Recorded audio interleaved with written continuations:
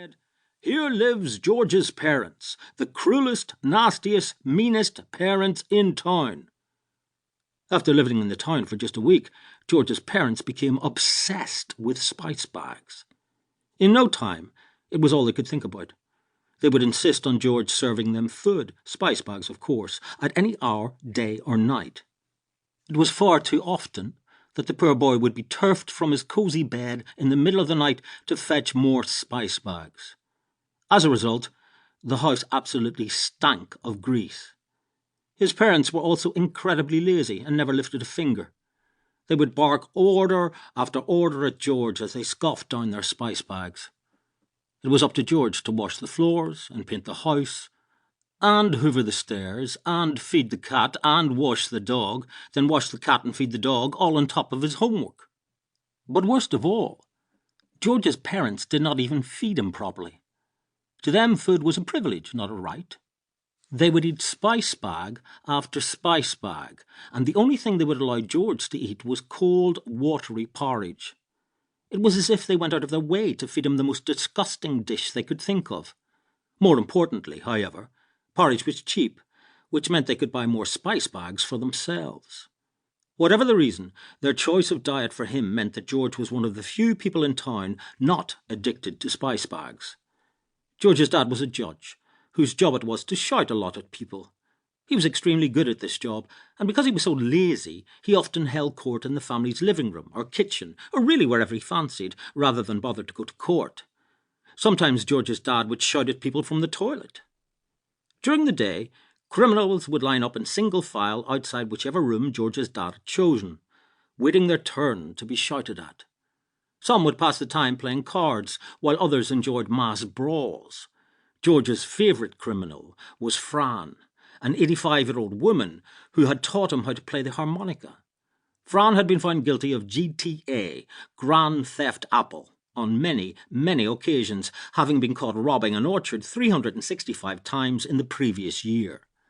Both of George's parents were large, very, very, very large. This was due entirely to their complete obsession with the Spicebag.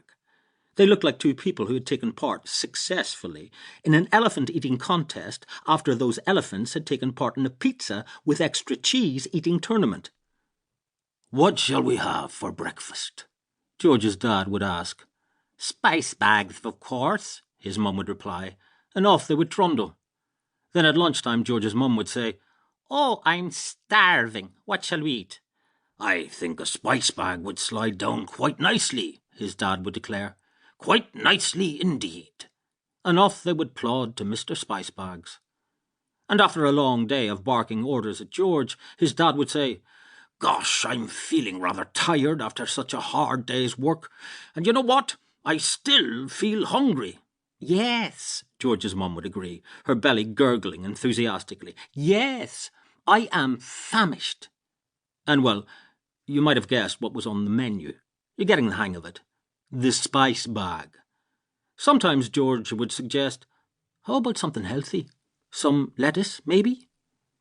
"Some lettuce, maybe?" his dad would mimic in a high-pitched voice. "Oh, my name's George, and I'm a spoilt little boy who talks back to his parents." "The amount we do for you," his mum would add. "We put a roof over your head, working our fingers to the bone to give you a good life." Actually, nothing could be further from the truth. Well, except the roof. Admittedly, their house did have a roof. "Now, out with you and get 12 Spicebags each for your dad and me," his mum would shout. "Yes, get going before I eat you," his dad would add before throwing George out the door, much like an Olympic shot-put thrower. Then there was George's sister, Lucy, who didn't seem to care about anyone or anything. She avoided their parents as best she could, spending the day looking at a phone and blowing bubblegum. George thought that one day Lucy could set up a very successful business blowing huge bubbles and floating people around, a bit like sightseeing by hot air balloon. Someone else would have to give the tours, though, as Lucy hardly ever spoke. She only texted. George and Lucy used to be great friends, but one day Lucy got a bit taller and a bit meaner and decided she was too cool to hang around with him. This bothered him at the time, but now he was used to it, although he hoped that one day they would be friends.